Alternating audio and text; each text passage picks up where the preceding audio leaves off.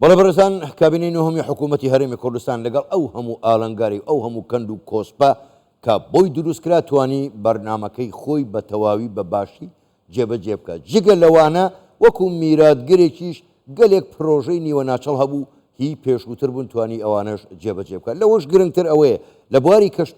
کشت و کاڵ هەنگاوی زۆر گەورەی ناوە ئێستا بە جۆرێک وای لێ هاتووە خەڵکی لە باتی ئەوەی لە گوندەکانەوە کۆچ بۆ شار بکەن بە پێچەوانەوە لە شارەوە کۆچ بۆ گوندەکان دەکەن. لەسەر ئەم بابەتانە ئێمە لەگەڵ میوانەکەمان قسەی زیاتر و پرسی زیاتر دەکەین. میوانەکەمان زۆر بەڕێز دکتۆر جوتیار عادل سەرۆکی فەرمانگەی میدیا و زانیاری حکوومەتی هەرێمی کوردستان ڕاستەوخۆ لە ستودیۆ ژووری هەواڵ لە لامان میوانەکە دکتۆر زۆر بەخێر بێن. زۆر سپاس بۆ بەشداریکردنیشتان لەگەڵمان لە ژووری هەواڵ. بەڕاستی من لەوێەوە دەست پێ بکەم پێشەوەی بێمە پرسیارەکانی ترم ئەویشەوەیە ئەم کابینەیە کۆمەڵێک پرۆژەی نیوە ناچڵ و تەواو نەکراوی وەکو میرات بۆ بەجێما بوو. ئێستا ئەوانەی زۆربیانی تەواو کردو ئەگەر داتایەکتان لابێ پێشتر با ئێمە سەرەتا لەسەر ئەمەیان قسە بکەین. ئەو پرۆژانە کامانە بوون کە ئەم کابینەیە توانیوێتی تەواویان بکە کە میرات بۆ بۆی بەجێماوە. سەڵاو لە بەڕێز و بینەرانی کوردستان و چوار سپاس بۆ ئەم دەرفەتە. پرسیارێکی گرنگە یەک نمونەیەکی زەخمان هەیە سەبارەت بە و پرۆژانەی کە بۆ ئەو کابینەیە ماوەتەوە ئەویش بابەتی بەنداوەکانن کە ئەمڕۆ ئەگەر باسی ئەم لەحزەیە بکەین حکوومەتی هەرێمی کوردستان نزیکەی 15 بەنداوی تەواو کردووە کە بەنداوی استراتیژین لە کۆی 18 بەنداو کە پێشتر لە کابینەکانی یەک لە دوایەکی حکوومەتی هەرێمی کوردستان بەشێکی زۆری بڕیاری لەسەردرا بوو بەڵام تاو نەکرا لەم کابینەیە و بەڕاستی بە ئیرادەی کاک مەسرور وەکو سەرۆکی حکوومەت زۆر کە تەکیدیە کردەوە لەسەر مەوزوعی ئاسایشی خۆراک و بەڕێزیشت دەزانی کە هەرێمی کوردستان خاکێکی بە پیتی هەیە ئەتوانێت ببێ بە سەبەتەی سەرەکی بۆ ناوەڕاست و باشووری عێراق بەڵکو بۆ ئاسی ناوچەش و بەڕێزیشت ئاماژەت کرد کە چەند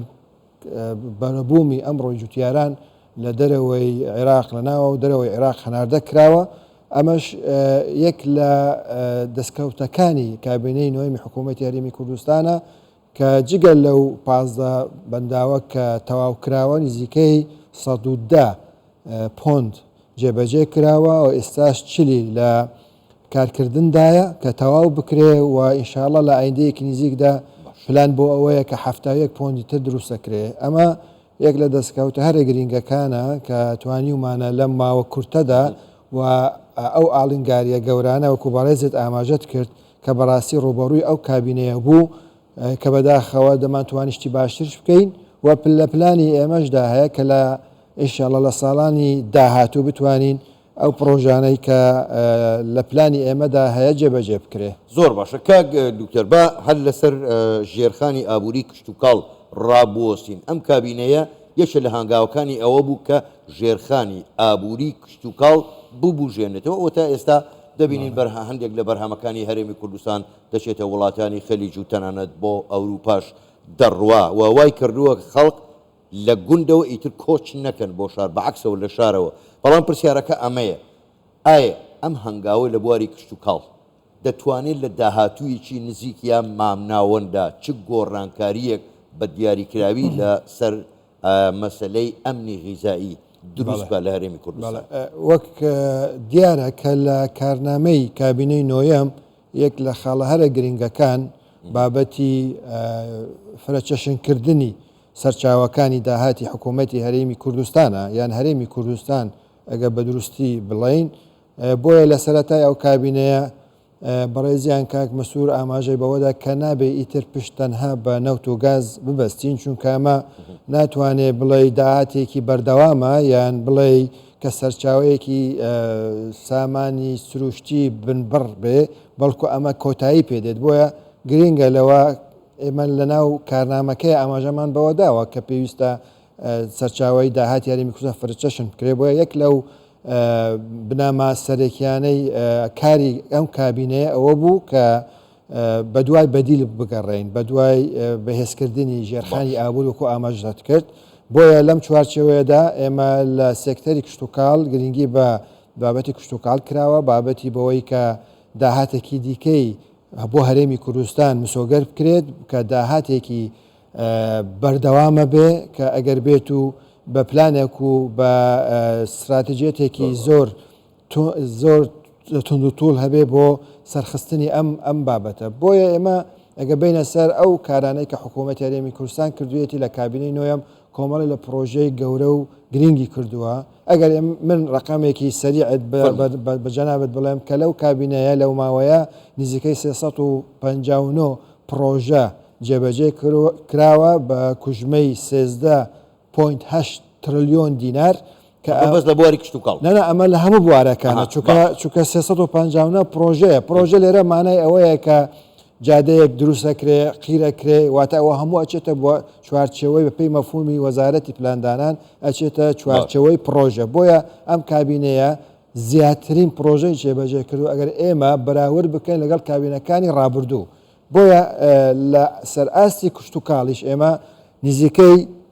وەکو ئاماژەم کرد 18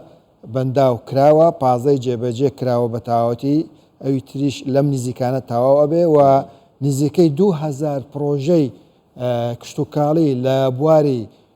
پەلەوەر ئەمە جێبەجێ کراوە کە نزیکەی 6,000 هەلی کاری ڕەخساندووە لەم 4 ساڵەدا و بێگومان لە هەرسێ پارێزگا کە ئەم یان هەر چوار پارێزگیان 3 پارێزگا توانم بڵێم کە ئەم بەنداوە کراوە نزیکەی توانای ئەوە هەیە کە گڵدانەوەی 80 ملیۆن مەتر سێجای ئاو بکە کە ئەمەش خۆی لە خۆی بەڕێزت ئاماژەت کرد بابەتی ئاسایشی خۆراکە کە ئەمەش جۆرێک لە زەمانەت و مسۆگەری دەداتە بە پێگەی هەرێمی کوردستان چ لەسەر ئاستی مەسەلەی کشت و کاڵی چ لەسەر مەسەلی سیاسیەکەشە وە کۆمەڵی لە بابەتی تر و داتای لەسەر بواری پیشەسازی کە دکتۆر پیشەسازی گەورە بە خۆ دەزانی ئێستا ئەوانت بەجێڵدراوە بۆ وڵاتانی زلهێز وەکو ئەمریکا چین رووسیا زۆربەی وڵاتان گرنگی پێنادەن ینی لە بواری پیشەسازی بچووک و مامناوەن لەم 4 ساڵەدا ینی چی کراوە ئەگەر هەر بەداتا هەبێت لەم 4 ساڵەدا نزیکەی مۆڵەت دراوە بە 824 کارگە کە نزیکەی 1.2 میلیارد دلار دەخەملێنرێت کە وەبەرهێنان کراوە واجگە لەوە بەر لە ماوەیەک کە بەڕێزت ئەکید ئاگاداری پرۆژەی بژانەوەی کە دەستپێشخەری جەنابی سەرۆکی حکوومەتی یاریمی کوردستان بوو لەوەی کە تا نزیکە 150,000 دلار دەدرێت بەو کەسەی کە بیرۆکەیەکی هەیە لە دامەزراندنی هەر پرۆژەیە کە ئەمەش هاندانی گەنجانە بۆ ئەوەی بیر لە کاری سربەخۆیی بکەن نەک بیر لەوەی کە دامەزراندن بکرێن لە ناو دام و دەستگاکانی حکوومەتی هەرێمی کوردستان. بۆیە ئەمەش بەشێک بوو لە پلانی حکوومەتەوە ئەم پلانش بەردەوام دەبێت چونکە ئێمە لەو بڕواایەداین کە بابەتی سربەخۆ لە ئیشکردن و لە بواری ئابوووریە ئەمە دەرفەت دەدا بە هەری کاری زیاتر و دەرفەت بە بەهێزکردنی هەروەها ڕێگایەکە بۆ بەهێزکردنی ژەرخانی ئابووری حکوومەتی هەرێم و هەرێم بە شێوەیەکی گشتی. زۆر باشە کاک دکتۆر جوتیار با بینە سەر بابەتێک بەڕاستی ئەمە بەلای منەوە گرنگە.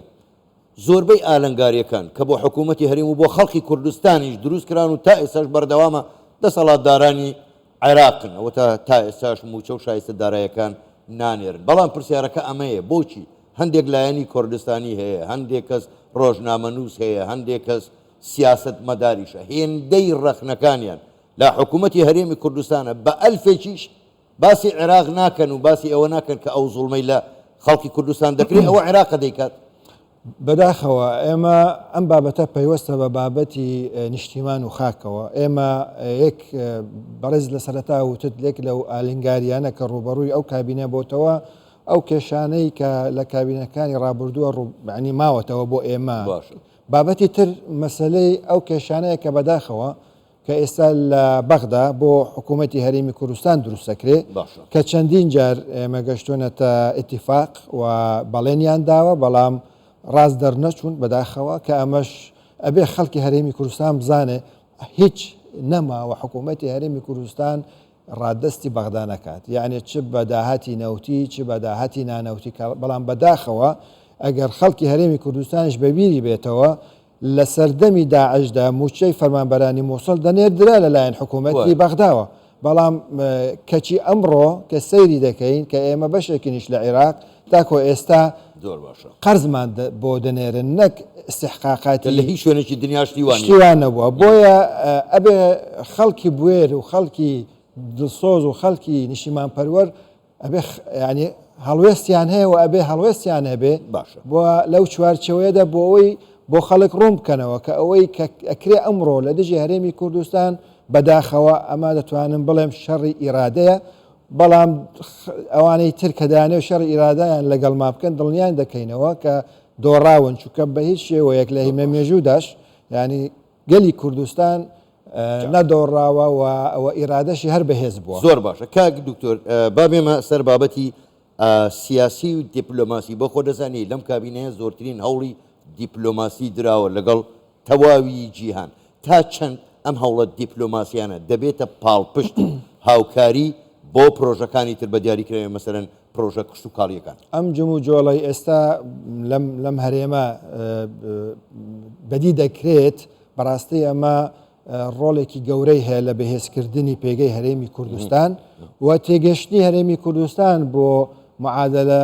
نێودەوڵەتی و هەرێمیەکانە ئەمەش بەشێکی گرنگی سەرکەوتنی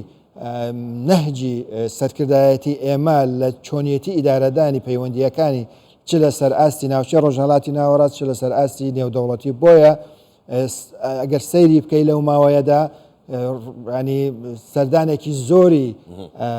نێردە نێودەوڵەتیەکان و کردنەوەی زیاتری قونسڵخانەکان و نووسنگەکان لە هەرێمی کوردستان ئەمەش بەڵگەیەکە لەوەی کە ئەمڕۆ هەرێمی کوردستان ڕۆڵێکی بەرچاو هەیە لە تەنانەت نەک بەهێزکردنی پێگە هەرێمی کوردستان بۆ هێوەرکردنەوەی نووزیکردنەوەی ڕاجیاوازیەکان لە ناوچەکەیە و وەکو دەستی ئاشتی بۆ هەموو لایەک درێژ بکە چکە ئێمە لەو بڕواایەداین کە تەنها لە ڕێگای ئاشتیەوە کرێ سەقامگیری بەدوای خۆی هێنێت و گەشەستەندنش بەدوای خۆی بێنێت بەڵام ئەگەر جازم بدێ من لەسەر بابەتێکی تر کە پەیوەستە چونکە 4 ساڵی کابینەی نوێم حکوومەتی هەرێم زۆر کاری کردووە بەپێی دەرفەت بۆ نمونە لە بواری پەروەردە لەم 4 ساڵە 109 قوتابخانە چۆنەتە بواری جێبەجێکردنەوە و 1511 قوتابخانە نۆژەن کراونەتەوە و تا 463 ژووری نوێ بۆ خوێندن دروست کراون و لەو کابینەیەشدا نزیکەی 19 منداڵی سەر شەقام گەڕاونەتەوە بۆ خوێندن ئەمەش دەستکەوتێکی گەورەی کابینەی نوێمی حکوومەتی هەرێمی کوردستان و تەنانەت نزیکەی 13 ملیار دۆلار وەبەرهێنان کراوە لە دەستەی وەبەرهێنان نزیکەی 13,000 هەلیکاری ڕەخساندووە وە کۆمەڵە لە داتا پێم وایە ئەگەر کاتەکە هەوایە دەمانتوانی زۆربەی لەم داتانە لەم 4 ساڵێکەوەکو دەستکەوتی کابینە بۆ خەڵکی هەرێمی کوردستان بخەینە ڕوو ئێمەش وەکو فەرمانگە بەردەوام دەبین خستنە ڕۆی ئەم داتایانە کاک دکتۆر بەڕاستی ئەگەر کاتمان هەبووە پێم خۆش بوو ینی زیاتر لەسەر دەستکەوتەکانی کابینەوە هەم قسە بکەین بەڵام کاتمان هەرەوەندە بوو زۆر بەڕێز دکتۆر جوتیار عادیل سەرۆکی فەرمانگەی میدیا و زانیاری گەلێک سوپاس بۆ بەشداریکردنتان لەگەڵمان سوپاس بوو شەوتان باش.